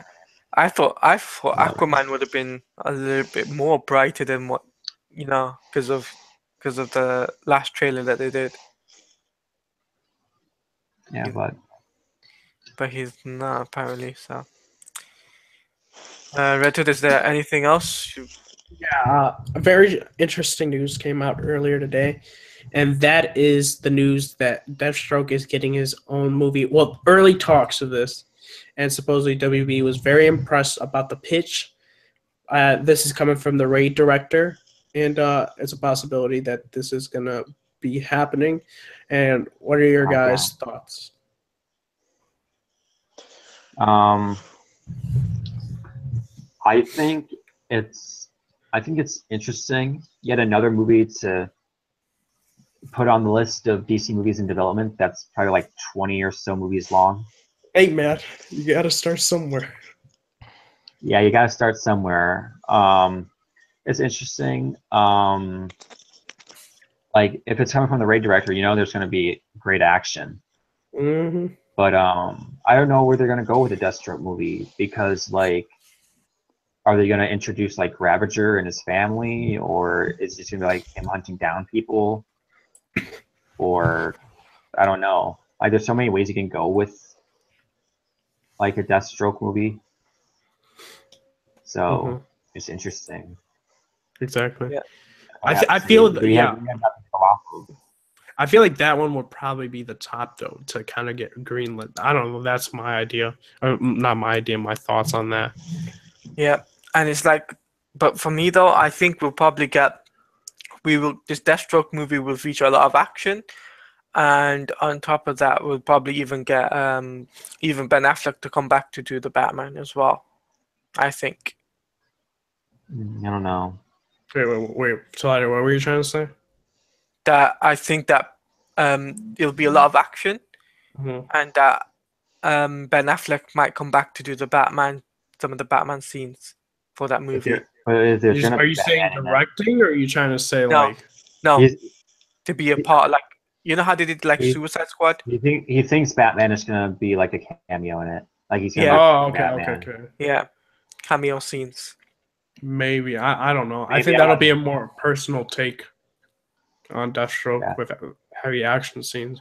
I feel like it won't happen if they do it, because I feel like then you're kind of relying on Batman too much, and I think they want to just have Deathstroke's own identity to it. Okay. I mean, granted, films rely on like marketing and stuff like that, or for those characters, which makes sense, but just because of I feel what Spectre was saying, with WB going on different directions, that they're gonna try and do that and just make it its own independent film, being in the same universe. Okay.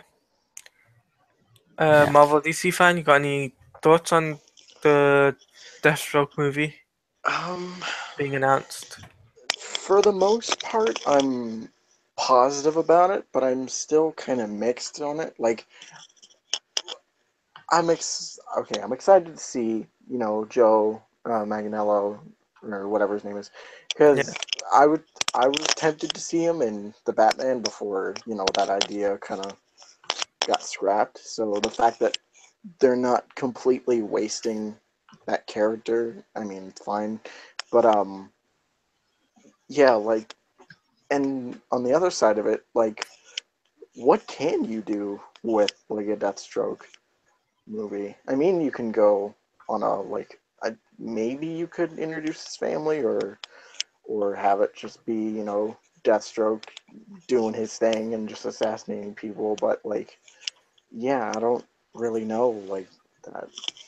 So it's just kind of like a down the middle sort of thing. Okay. Inspector? I already gave my opinion. Okay. Red Hood. This is it for the movie topics. I completely forgot for one of the TV topic, two of the TV topics actually. Punisher got another trailer. I completely forgot about that, and very good. It's coming out November 17th. It was supposed to come out in October. Because it was supposed to have this, strong presence at Comic-Con, and they were supposed to release all of the episodes that week of, or the weekend of, the New York Comic-Con, but didn't happen because of the shooting, and then it got delayed to November 17th.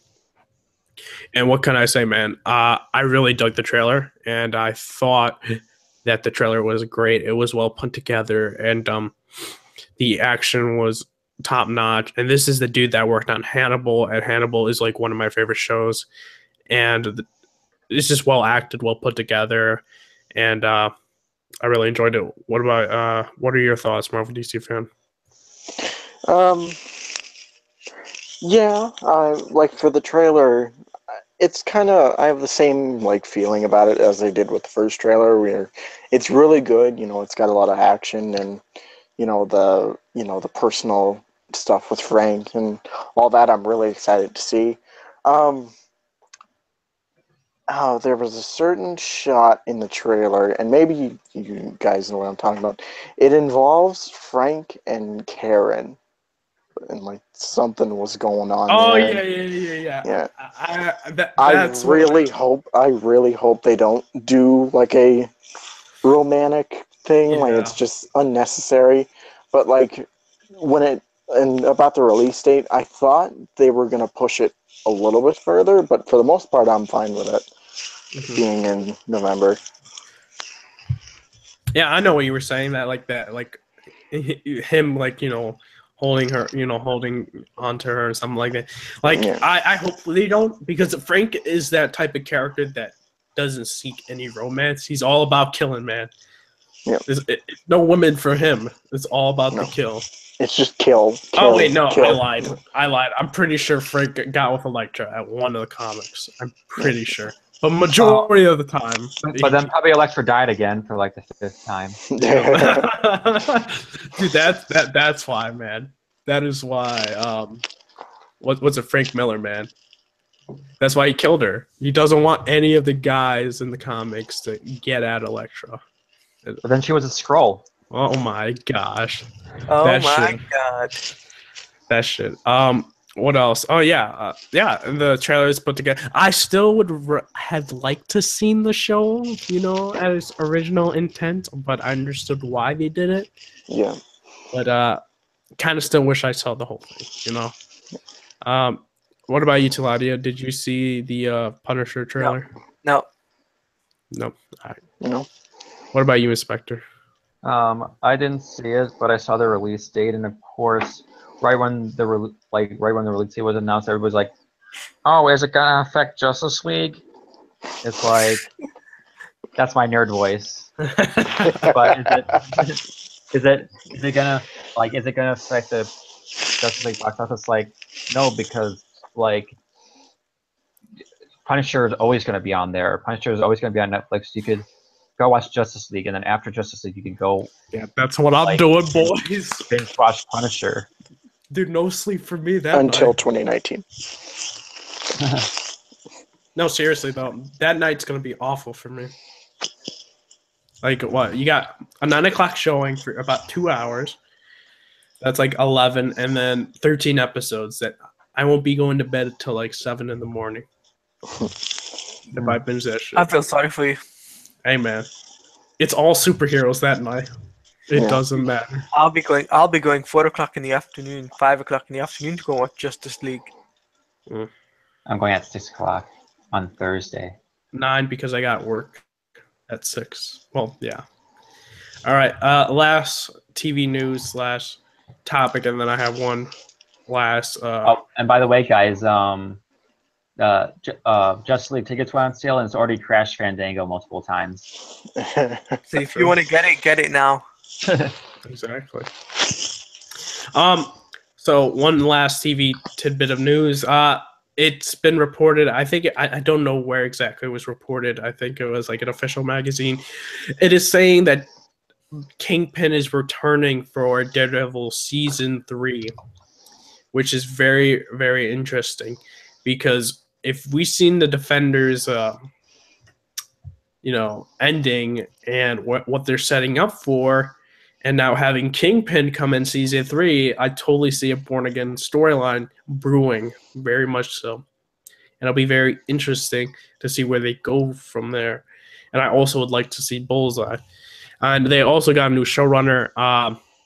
It's not the same showrunners for season 2 and season 1 of The Defenders. It's going to be Eric I want to say it's Eric Olson Olson, and he's been a writer and also a producer on many shows.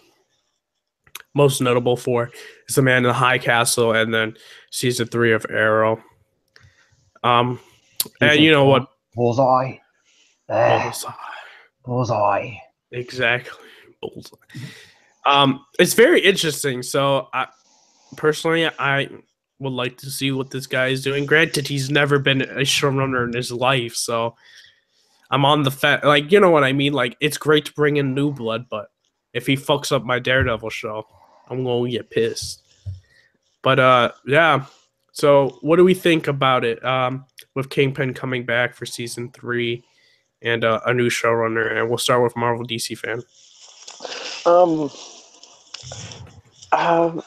First, like Kingpin, I mean, I'm glad because I really enjoy Vincent D'Onofrio as Kingpin. I've enjoyed him in all the appearances that he's made throughout the Netflix, Daredevil and stuff. But I'm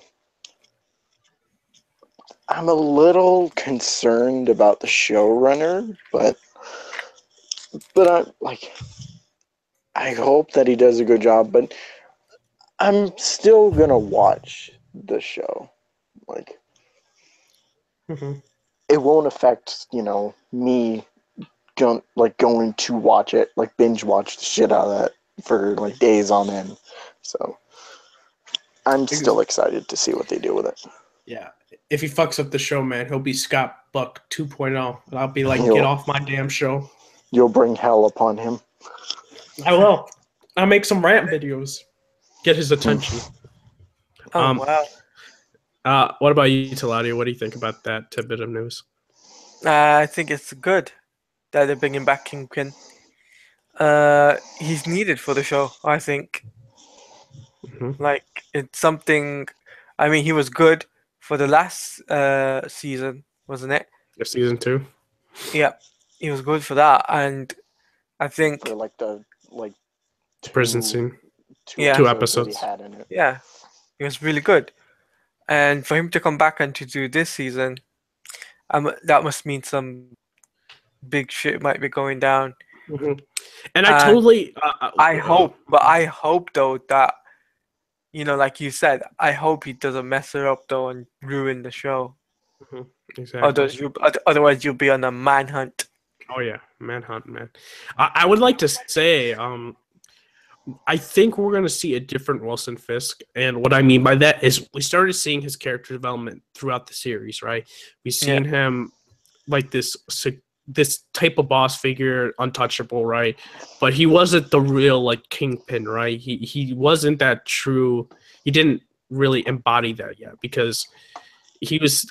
I don't want to say he was like a noob at it, like because he was still skilled, but he let his emotions run wild towards like the mid to end of the season, and you start to see that his emotions were in check in around season 2, and it'll be very interesting that we'll actually have him as the real like Kingpin by the beginning of season 3. Okay. Inspector?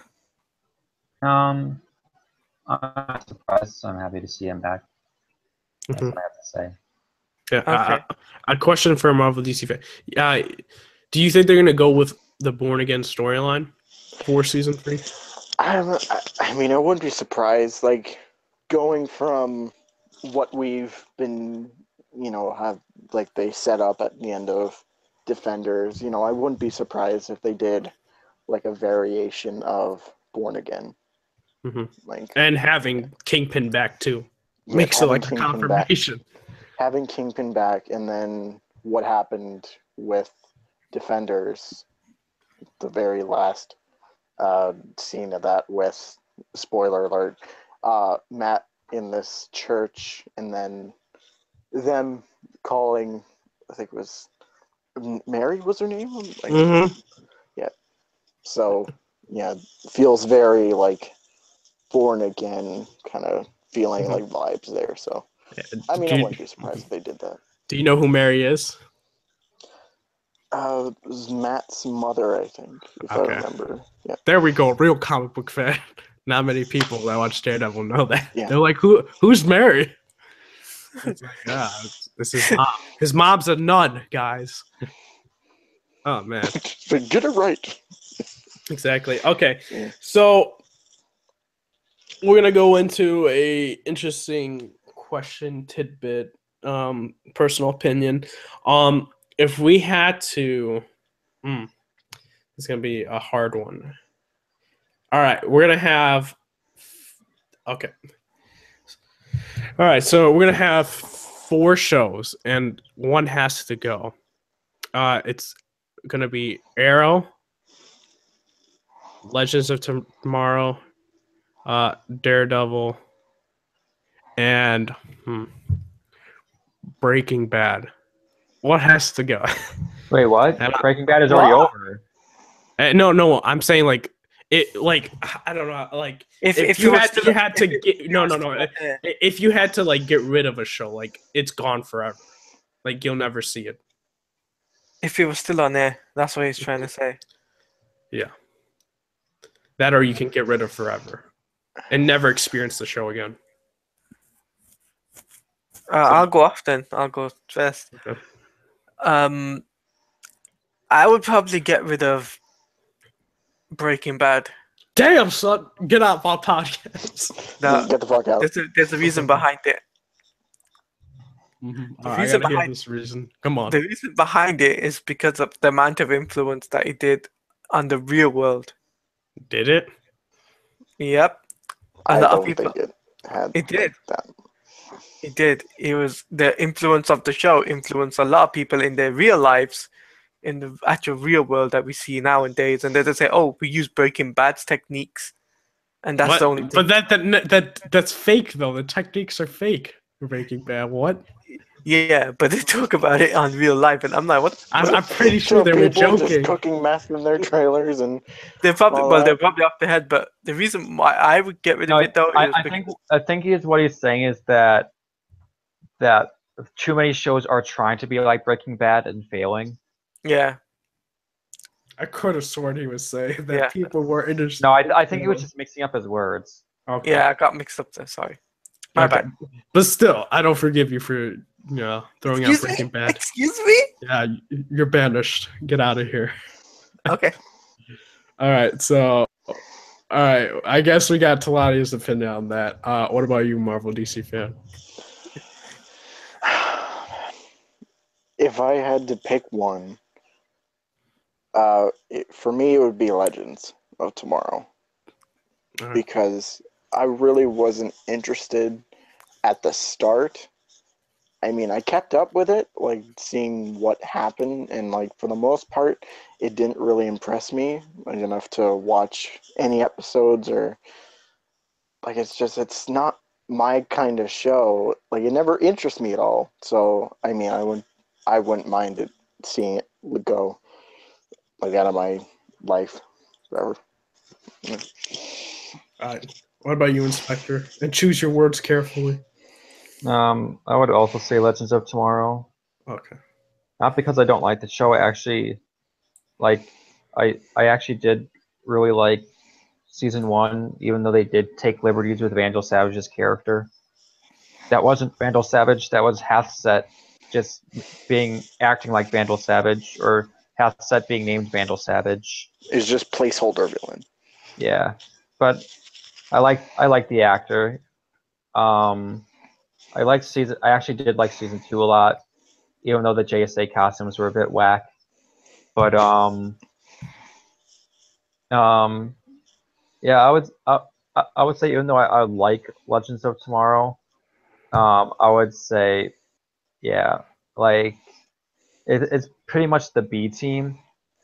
So I would say, like, just put Sarah back on Arrow, and put the rogues back in Flash, because that's what, like, I think that's what that show is missing. Like, they took out Heatwave and like Captain Cold, then they were just like, hey, let's put some more speedsters in here. And I think a lot of people liked Captain Cold more than like Savitar. Heatwave. Yeah, so I think they should just like I think what they should do is put Sarah back in Arrow, and I think the team should just be Ray and Vixen and Citizen Steel. Even though Citizen Steel is And Firestorm. and Firestorm, yeah, those four.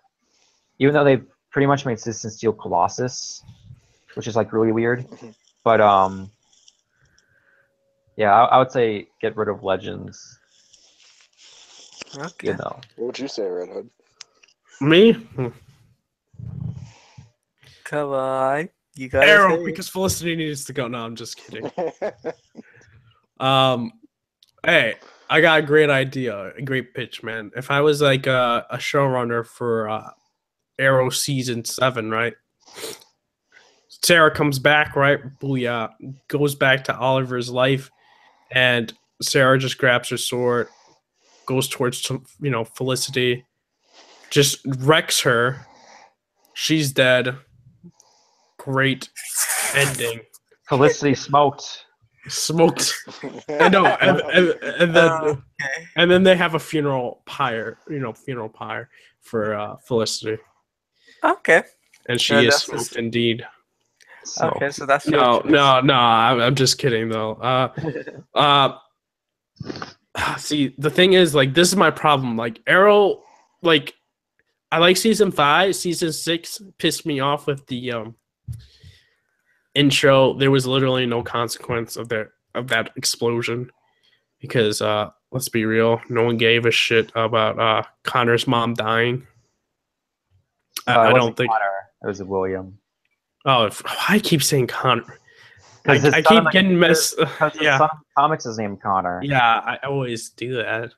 So yeah, no. So William's mom, no one cared. It got to that point where she barely showed up, maybe 2 or 3 episodes, maybe 4 max throughout the whole series. He could have killed off Felicity then. But they He also coulda brought Deathstroke back. Hmm? So But they they also got brought Deathstroke Deathstroke back. Hey, you don't have to kill Deathstroke. But that means they also killed Captain Boomerang, right? Since he was in the prison in the Yeah, but the no island. one, I didn't shed a tear. I know. I didn't like. I think there's some other people in the prison that got blown up, but I don't know who. Like, I'm not crying for them. Yeah. Felicity, I would have jumped out my seat. Tears of joy. I would have to say Legends. It's a tough choice, but Legends just doesn't grip me at all.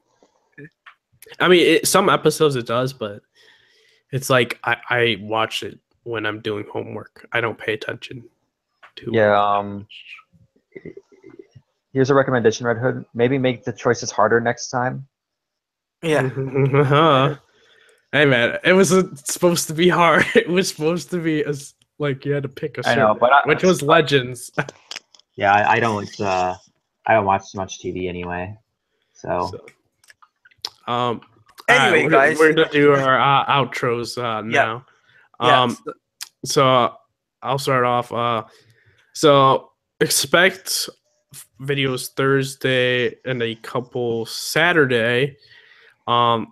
These will be old videos that I've done, and also I don't think you guys will be able to see the new videos until next week because my situation I'm in. I don't feel that great, but yeah, just hit that subscribe button if you guys like the content and like the podcast, and also hit the like button for the podcast for this episode.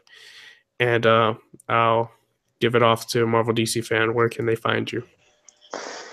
Well, if you want to see me play some Last of Us or some other stupid shit or whatever, of course, there's my YouTube channel, which is Marvel DC Fan X99. You can follow me on Twitter, which you can just write at Marvel DC Fan X99.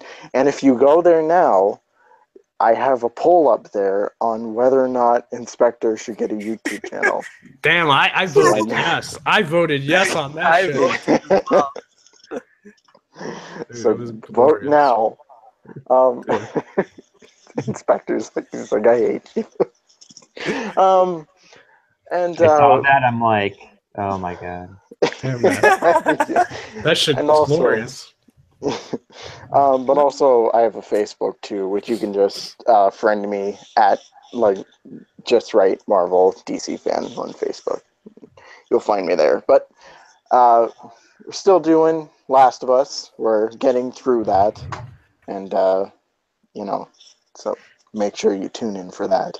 But yeah, subscribe, like my videos, comment, do whatever, share them, and see you there. All right. What about you, Taladia?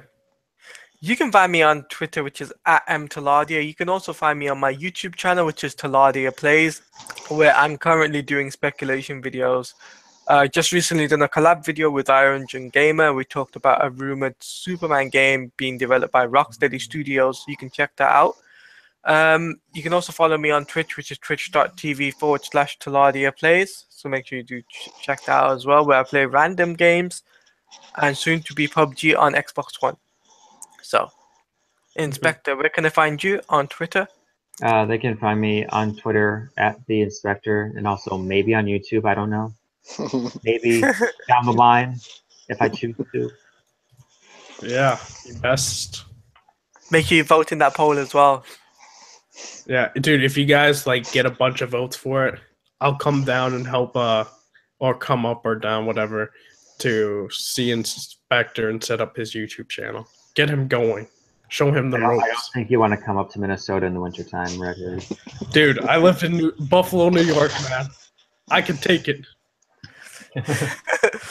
Well, this has been the Overleveled podcast. Signing off. See you later, guys.